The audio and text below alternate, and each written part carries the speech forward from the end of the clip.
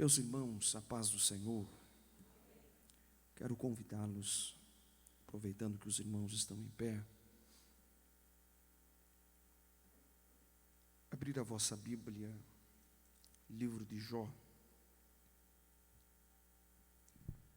Livro de Jó, capítulo de número 14.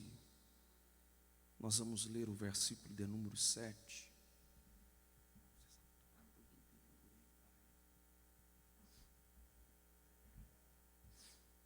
Livro de Jó, capítulo 14. Deus é fiel. E eu louvo a Deus por esta oportunidade que Ele nos dá através dos nossos pastores, pastor José e missionária Lucimar. Uma vez mais, a minha gratidão externada a esse púlpito, no nome de Jesus. Jó capítulo 14, versículo de número 7, nos diz assim a palavra do Senhor: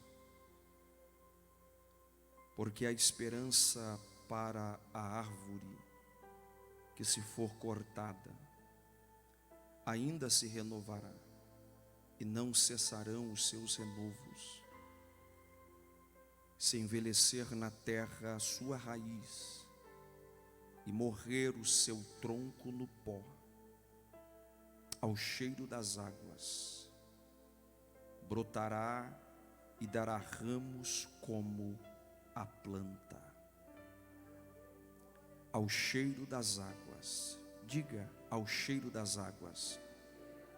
Mais uma vez, ao cheiro das águas, brotará e dará ramos como a planta.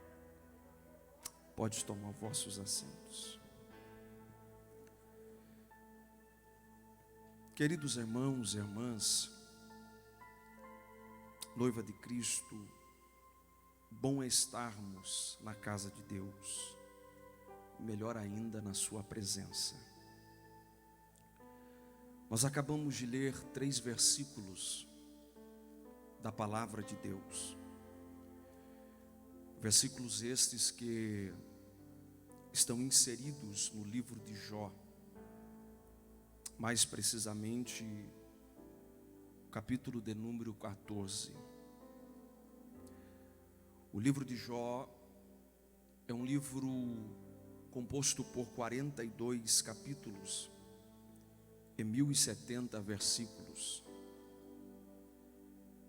O livro de Jó é um livro que está na galeria dos livros poéticos da Bíblia Sagrada. Esses livros são o livro de Salmos, Cantares de Salomão, Eclesiastes, Provérbios e o livro de Jó. É um conjunto de livros poéticos. Por que poéticos?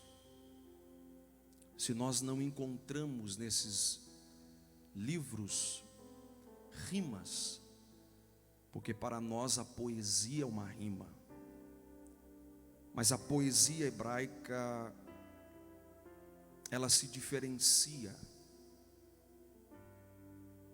e uma das razões por que ela se diferencia, porque ela expressa os mais profundos pensamentos e sentimentos do homem, da criatura ao Criador. Esses livros também são poéticos porque eles não trazem a historicidade da nação de Israel, do povo de Israel, mas sim, eles vão trazer a vida, o cotidiano de personagens. Por exemplo, o livro de Cantares de Salomão vai falar da Sulamita, que é um tipo da noiva de Cristo. E também vai falar do noivo, que é Salomão, um tipo de Cristo. Provérbios é o livro que vai falar dos filhos, dos pais, do jovem obediente, da mulher sábia, do homem prudente. O livro de Eclesiastes é o livro da experiência da vida. É o livro que nos faz entender que tudo tem o seu tempo e o seu propósito estabelecido debaixo do céu. É o livro que nos faz compreender que tudo nessa vida é vaidade, que tudo passa, mas o que permanece é a presença de Deus. O livro de Jó é o livro que vai nos mostrar a teologia do sofrimento, ou a soberania de Deus em meio ao sofrimento. Este livro nos traz respostas. Por que sofremos? Por que perdemos? Por que às vezes nos frustramos? Por que nos decepcionamos? Porque às vezes nos sentimos tão derrotados. O livro de Jó nos traz essas respostas. E eu já quero afirmar que este livro também refuta a teologia da prosperidade. E esse método que surgiu de uns tempos para cá, coaching. Coach é muito bom para empresas, para a vida secular, mas para o reino de Deus não serve. E este livro refuta a pregação da teologia da prosperidade, desse método coach. Porque esse livro nos faz entender que o justo sofre, o justo padece, o justo enfrenta situações adversas, problemáticas, e bem-aventurado são aqueles que sofrem. Jó capítulo 5, versículo de número 17, está dizendo: bem-aventurado é o homem a quem Deus castiga, ou a quem Deus prova. Tiago, na sua epístola, capítulo 5, versículo de número 11, ele diz: bem-aventurado foram aqueles que sofreram. O sofrimento faz parte da vida do justo. O sofrimento faz parte da vida do cristão. Crentes modernos, crentes Nutella, nunca vão entender esta verdade, que na caminhada cristã nós vamos ter perdas, nós vamos enfrentar problemas que aparentemente serão insolúveis, mas em tudo isso nós somos mais do que vencedores.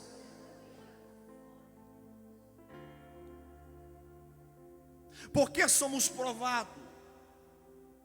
Por que enfrentamos dificuldades? O livro de Jó nos traz essas respostas. Porque em primeiro lugar, Deus ama. E Deus só prova quem Ele ama. Se você está sendo provado é porque Deus te ama. Em segundo lugar, Deus não dá prova, tentação que você não possa suportar. Então, se você está enfrentando uma prova, uma tentação, Deus sabe que você suporta ela, que você vai dar volta por cima. Oh, bendito seja o nome daquele que vive para todo sempre. Esta luta não vai te matar, esta prova não vai te destruir. Você vai dar a volta por cima, para a glória de Deus Pai. O livro de Jó é um livro que nos traz muitas lições, muitas verdades. A partir do capítulo de número 1, eu já me deparo com algumas verdades, algumas lições. No versículo de número 1 do capítulo 1, diz a Bíblia: havia um homem na terra de Uz, cujo nome era Jó. A história se inicia com o nome de Jó. A história se inicia com o nome de Jó. Por que o nome? Porque o nome vem antes das ações. O nome vem antes do que Jó possuía, do que Jó tinha, de quem era Jó. O nome revela o caráter. O nome revela a índole. O nome revela a reputação da pessoa. Antes da Bíblia fazer menção do que Jó possuía ou do que Jó era, a Bíblia está trazendo o seu nome, Jó. O nome revela a nossa essência. Logo, a Bíblia trazendo o seu nome, a Bíblia vai trazer as suas virtudes. E Jó tinha pelo menos 4 virtudes. A primeira, sincero. A segunda, ele era reto. A terceira, temente a Deus. E a quarta, ele desviava-se do mal. Além de Jó ter essas virtudes, essas qualidades, Jó era um sacerdote dentro da sua casa. Jó era um pai de responsabilidade espiritual dentro do seu lar. A Bíblia diz que quando os seus filhos saíam e iam ao encontro do filho primogênito, eles banqueteavam, festejavam. Terminados os dias de festa, Jó os chamava e os santificava. E oferecia sacrifício em holocausto pela vida de cada um dos seus filhos, porque pensava Jó que os seus filhos haviam pecado contra o Senhor. Os irmãos vão concordar comigo que quanto maior é a família, quanto mais filhos os pais têm, mais problemas surgem no seio da família. Às vezes a divisão, a separação. Mas nós não encontramos isso na família de Jó. Por quê? Porque Jó era um pai responsável espiritualmente pela vida dos seus filhos. Jó guardava os seus filhos debaixo da oração e do propósito. Era uma família que vivia em harmonia. Não era uma família perfeita, mas era uma família feliz. Além de Jó ter todas essas qualidades e a sua família ser uma família voltada para Deus, o escritor vai revelar o que Jó possuía, o que Jó tinha, no que diz respeito ao seu patrimônio. Jó era possuidor de um patrimônio incalculável.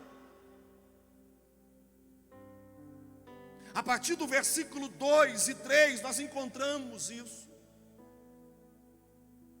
E nasceram-lhe 7 filhos e 3 filhas. Aqui nós encontramos um total de 10 filhos. Isso fala da completude ou da plenitude de Deus na vida de Jó. E era o seu gado 7.000 ovelhas, 3.000 camelos e 500 juntas de bois e 500 jumentas. E era também muitíssima gente ao seu serviço. De maneira que este homem era o maior de todos o do Oriente. Não havia homem mais rico do que Jó. Mas o que me encanta e o que me faz louvar a Deus por causa de Jó é que Jó, acima de tudo que ele tinha, acima do que ele era um homem fiel a Deus, comprometido com o Senhor, o Todo-Poderoso. E além de Jó ter essas virtudes, ser o homem mais rico do Oriente, a Bíblia vai nos informar que Jó ele era um ensinador. Capítulo de número 4, versículo de número 3. Eis que ensinaste a muitos, e esforçaste as mãos fracas. As tuas palavras levantaram os que tropeçavam, e os joelhos desfalecentes fortificaste. Jó era um ajudador, um ensinador, que fortalecia os fracos, que levantava os caídos, ajudava aqueles que tropeçavam. O capítulo de número 29, versículo de número 12, 15 e 16, nós vamos encontrar que Jó livrava o miserável, o pobre, aquele que clamava, o órfão, ele socorria. Jó era o olho do cego e os pés do coxo. Dos necessitados ele era pai. Este homem, podemos dizer que era um homem perfeito. Não havia nenhuma imperfeição, nenhum erro, nenhum pecado em Jó, aparentemente.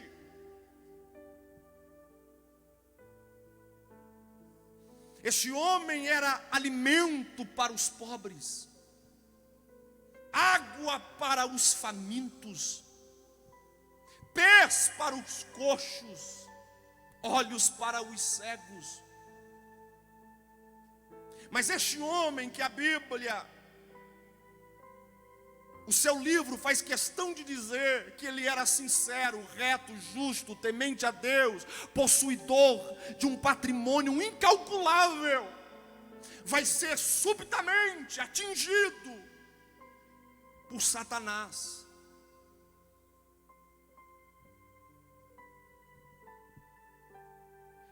E isso começa a partir do capítulo de número 1 e o capítulo de número 2.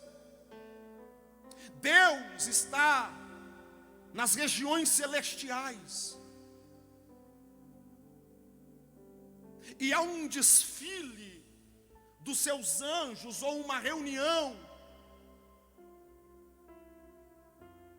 E Satanás está ali, andando.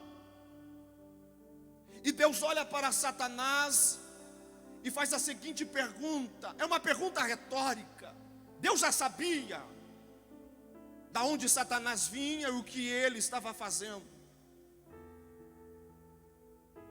E a pergunta de Deus para Satanás é: de onde vens? E ele diz: estou aí andando pela terra, passeando por ela, observando, analisando. Estou ativo, estou ligado. Aí Deus, todo orgulhoso, ele vai dar testemunho de Jó. E o testemunho que Deus vai dar de Jó é Deus revelando o seu currículo para Satanás. E Deus diz: observaste o meu servo Jó? É uma pergunta, mas Deus já sabia que Satanás estava observando Jó há muito tempo. Observaste o meu servo Jó? Não há homem na terra semelhante a ele. E Deus não vai falar do que ele era possuidor, porque para Deus não importa o que temos, mas sim o que somos. E Deus diz: não há homem na terra semelhante a ele, homem sincero, homem reto, temente a Deus e desvia-se do mal. Quando Deus dá o currículo de Jó para Satanás, o diabo vai dar as suas justificativas para Deus. Por que Jó é temente a ele? Por que Jó serve a ele? Porque Deus tem abençoado o seu gado. Porque Deus tem abençoado a sua terra. porque Deus tem lhe prosperado. Eu encontro aqui algumas teses do diabo. E quais são essas teses? O homem ama mais os seus bens do que a Deus. O homem ama mais a si próprio do que a Deus. O homem ama mais a sua família do que a Deus. Essas são as teses do diabo para Deus. Aí Satanás diz: se o Senhor tocar em tudo que ele tem, ele blasfemará de ti, em tua face. Então Deus permite, Deus dá autonomia, Deus dá o direito, Deus dá o acesso para Satanás tocar em tudo que Jó tinha. E o toque de Satanás não vai ser em um mês, em 2 meses, em uma semana, vai ser apenas em um único dia. O versículo de número 13 do capítulo 1 diz: e sucedeu um dia. A partir desse dia, ou desse dia, Satanás ele vai destruir alguns pilares da vida de Jó. E o primeiro pilar que Satanás destrói da vida de Jó é a sua área financeira, é a sua área material. Jó vai receber 4 notícias, e essas 4 notícias têm o propósito de destabilizar Jó, de destruir Jó e fazer Jó blasfemar contra Deus. A primeira notícia que Jó recebe está no versículo de número 14.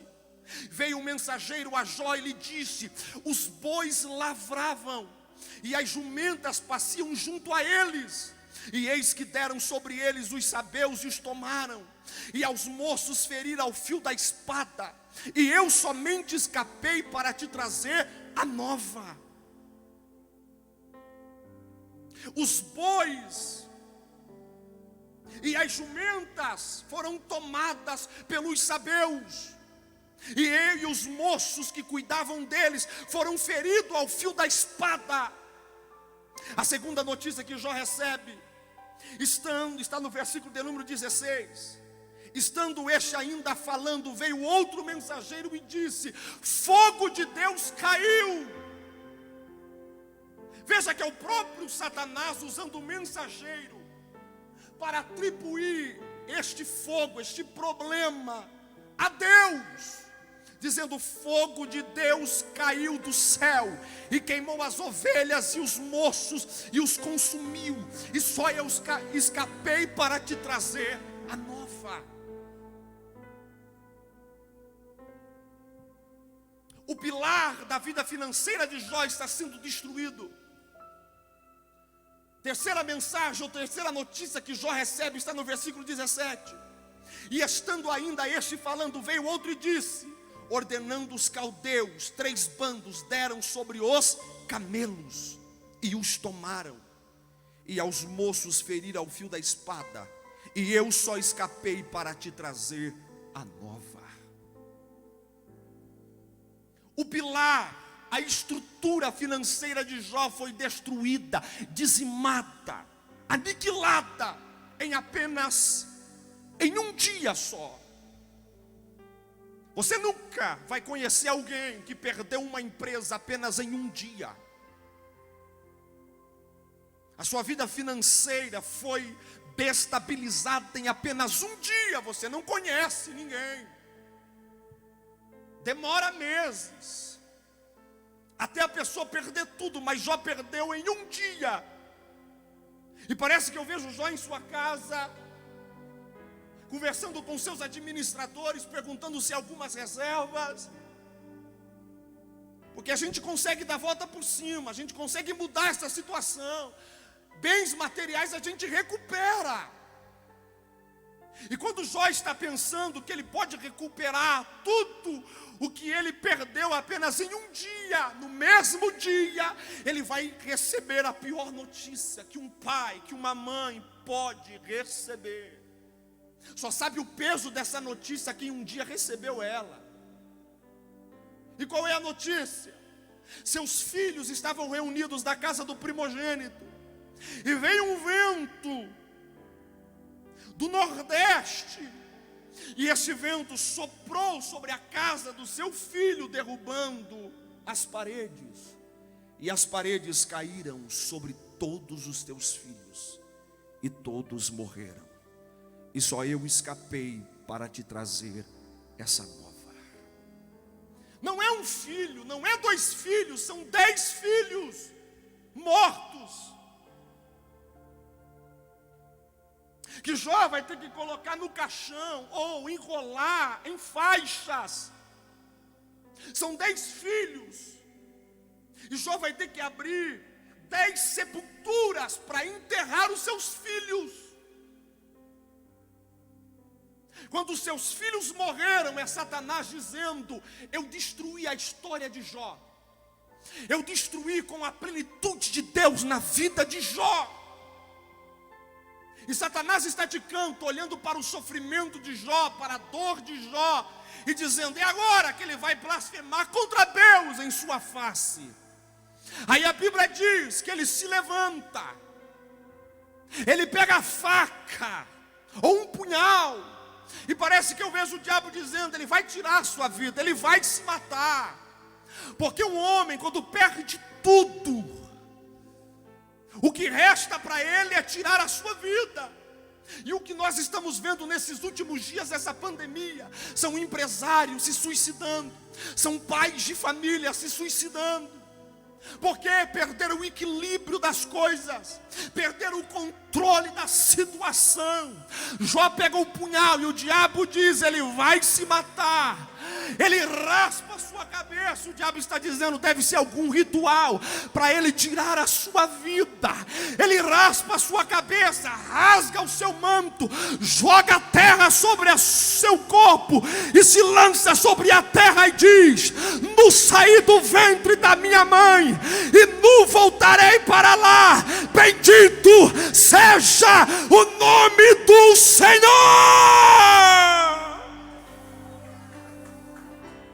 Aleluia! Oh, bendito seja o nome daquele que vive. Você não está sofrendo como Jó sofreu. E a Bíblia diz que ele não atribuiu nenhuma palavra contra o seu Deus. Vamos correr, quero terminar em 10 minutos. O capítulo de número 2 é o mesmo cenário, é o mesmo acontecimento. Deus está nas regiões celestiais. Satanás aparece ali novamente. Deus faz a mesma pergunta, Satanás dá a mesma resposta. E Deus diz: observaste o meu servo Jó, não há homem na terra semelhante a ele, homem sincero, reto e temente a Deus e desvia-se do mal. Aí Satanás diz: toca na pele dele, no osso dele, para ver se ele não blasfema contra ti. Aí Deus diz: vai, mas na vida dele tu não toca. Sabe o que eu aprendo aqui, pastor Elcio? É que Deus dá limites para Satanás. Existe um limite, existe uma fronteira, e Deus diz: daqui você não pode passar. Para Satanás te tocar, Deus tem que permitir. Se Deus permitir, existe um limite. Ele vai até o limite que Deus permitiu. Aleluia. Isso mostra que Deus tem o domínio de tudo e de todos. Isso mostra a soberania de Deus até sobre Satanás. Então deixa eu dizer uma verdade aqui esta noite: nem tudo é o diabo que acontece na tua vida. Tem coisas que é Deus permitindo. Aí a Bíblia diz que Satanás lança uma chaga maligna sobre ele. Essa chaga maligna começa com a pele embranquecida, um vermelhão, logo uma coceira insuportável, feridas, sangue e pus começa a sair, desde a planta do pé ao alto da cabeça. Jó sai do território da sua casa, porque provavelmente a sua casa também foi destruída, e ele vai para fora da cidade, fica nas cinzas, e cinzas no original aqui significa lixo, vasilhas. Jó está no meio das cinzas, no meio do lixo, com uma chaga maligna,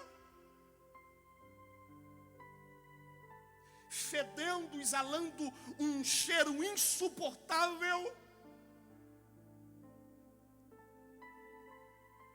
Jó começa a ter insônia, vai ficando cego, perde o apetite. Jó começa a ter uma febre e pesadelos. Jó começa a delirar. Há uma depressão que Jó está vivendo agora. Há uma crise que uma crise existencial que Jó está passando agora. Jó está ficando esquelético.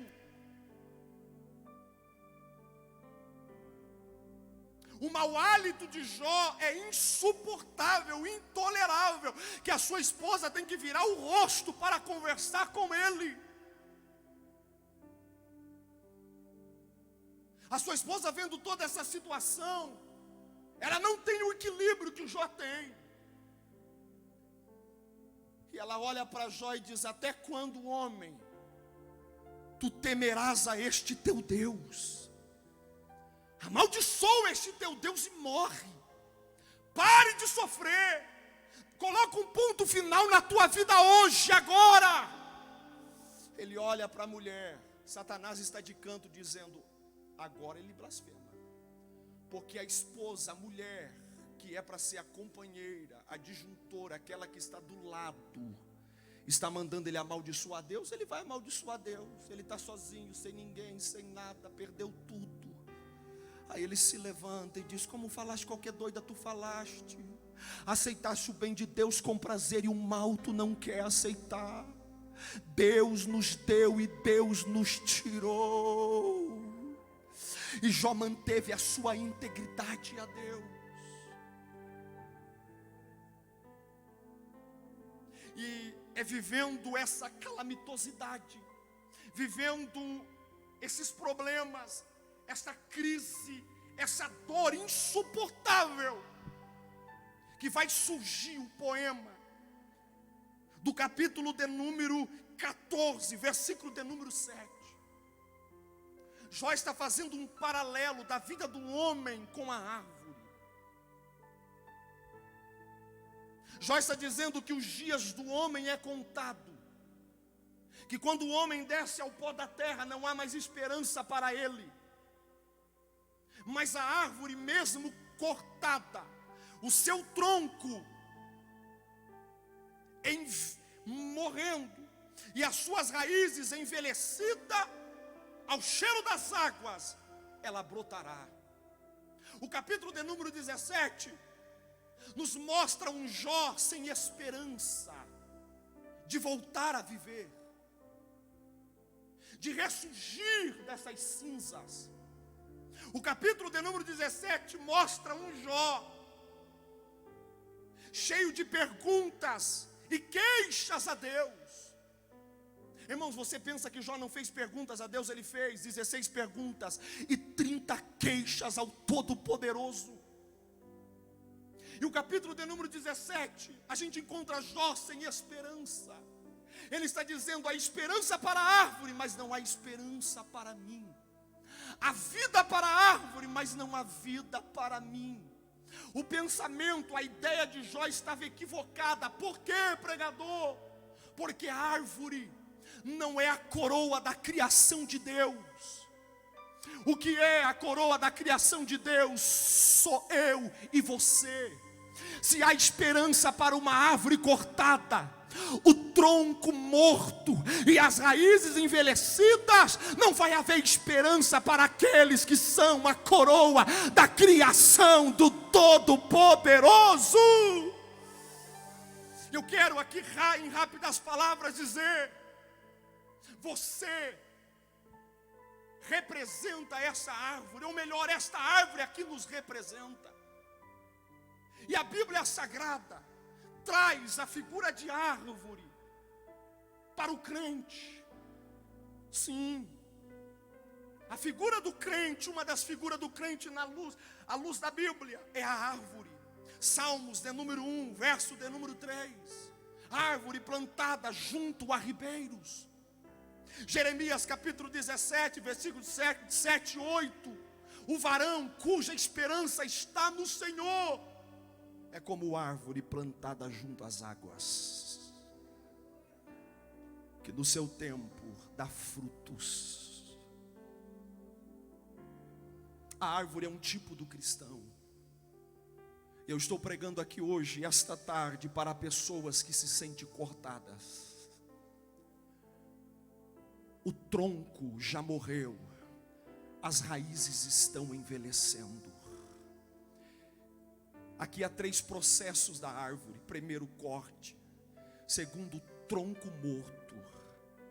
E terceiro, raízes envelhecendo. E sabe o que é viver esse processo? É viver sozinho. Sabe o que é viver esse processo? É viver envergonhado.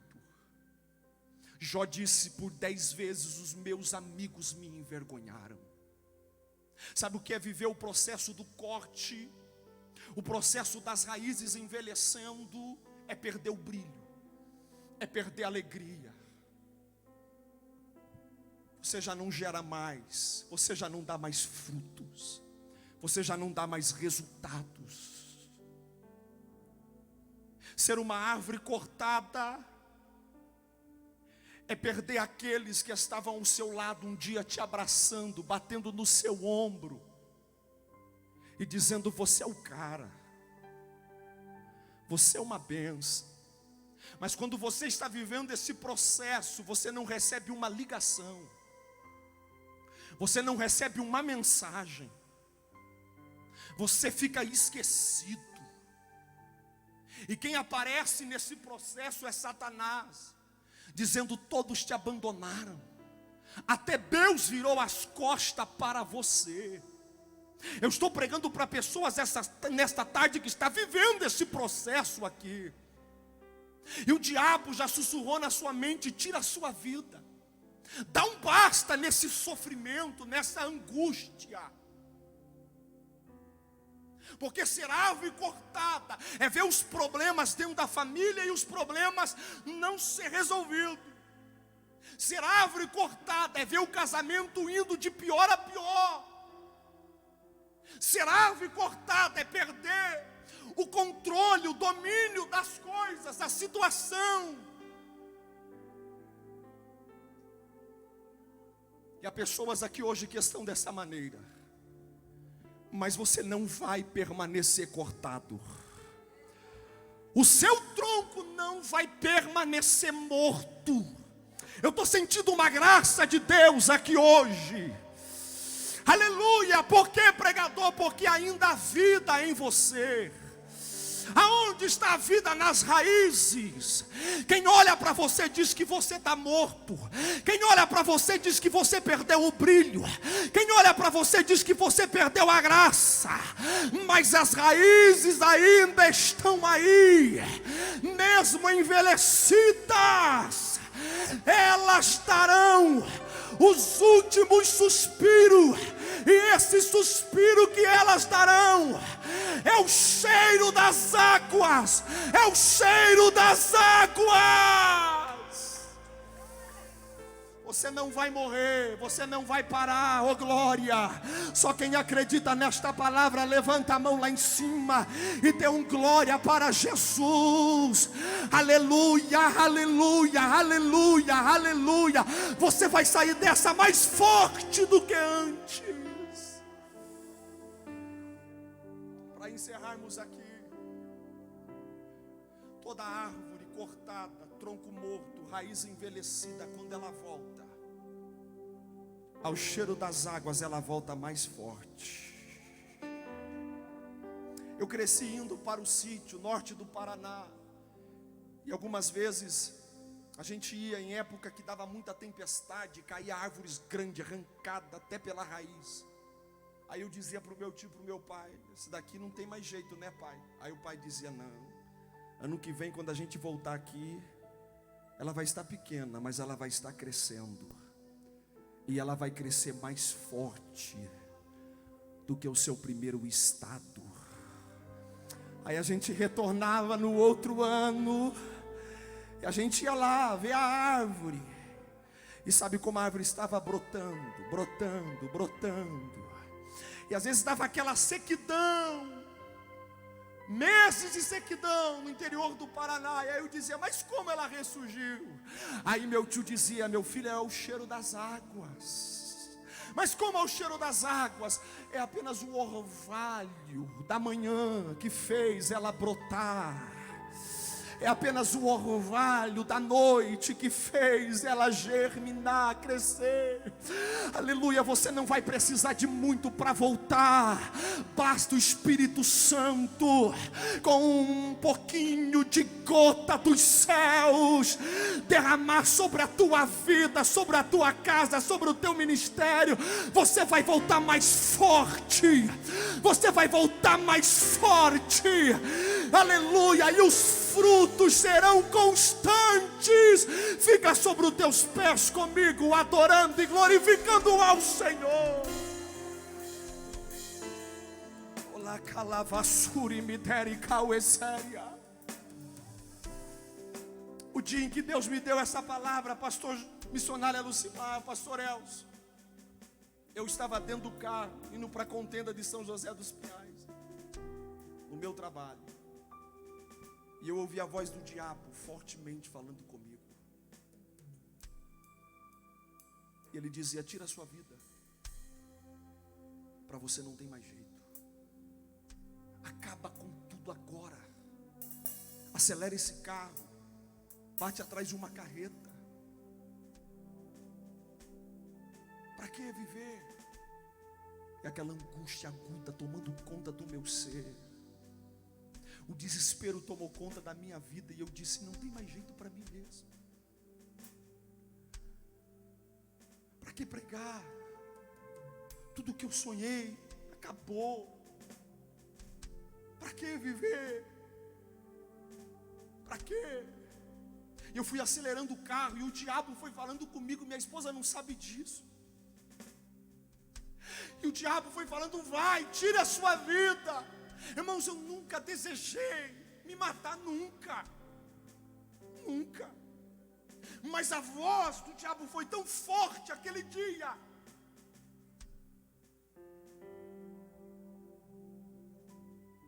Eu não queria, mas a força das trevas foi tão forte, vô, que eu pensei em tirar a minha vida.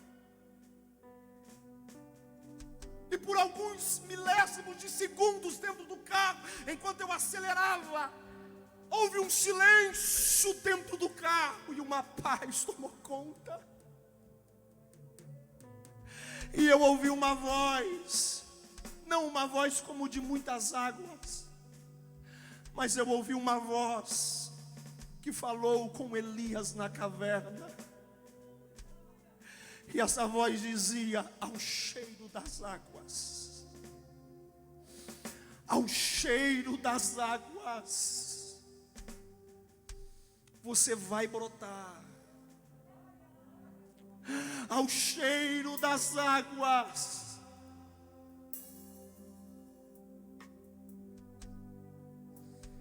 Eu peguei meu celular, eu estava sem a Bíblia e fui procurar o texto. Aí eu olhei, Jó capítulo 14, versículo 7, 8 e 9. Ao cheiro das águas, brotará e dará ramos como a planta.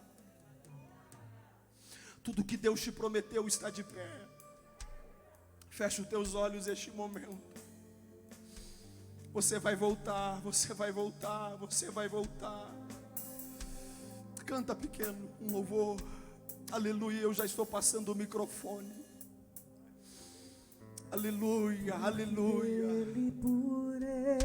Deus tem o controle de tudo e de todos. Deus tem o controle de tudo e de todos. O nosso sofrimento não se compara com o sofrimento de Jó, mas Deus está cuidando da nossa vida, da nossa casa. Deus está cuidando dos nossos, Deus está cuidando do nosso ministério. Aleluia! Aleluia, sinta o cheiro das águas esta noite, início de tarde. Sinta o cheiro do Espírito Santo hoje. Aleluia, sinta esta graça te restaurando e te tirando das cinzas. Olá, calavassuri, midere, midai.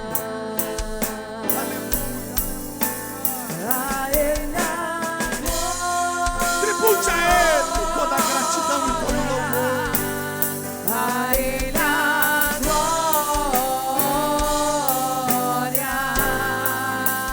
a Ele a glória. Aleluia, aleluia, aleluia, aleluia, aleluia. Aleluia, aleluia, querido Deus, aqui está a tua igreja, a menina dos teus olhos. Ó Senhor, ouviram a tua palavra. Senhor, entender o propósito desta palavra.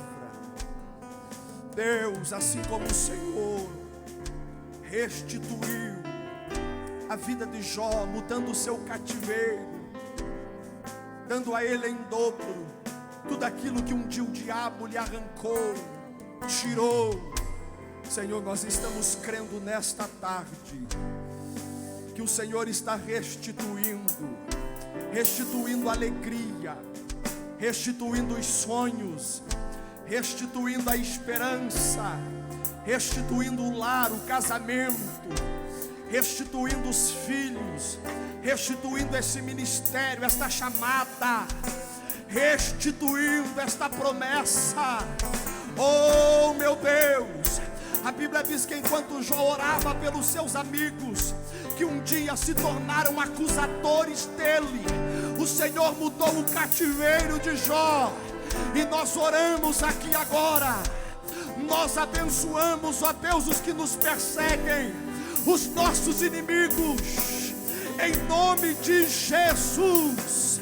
Restitui aonde tem um coração aberto, uma mão levantada, que quer sair deste culto renovado, restituído, cheio da tua glória.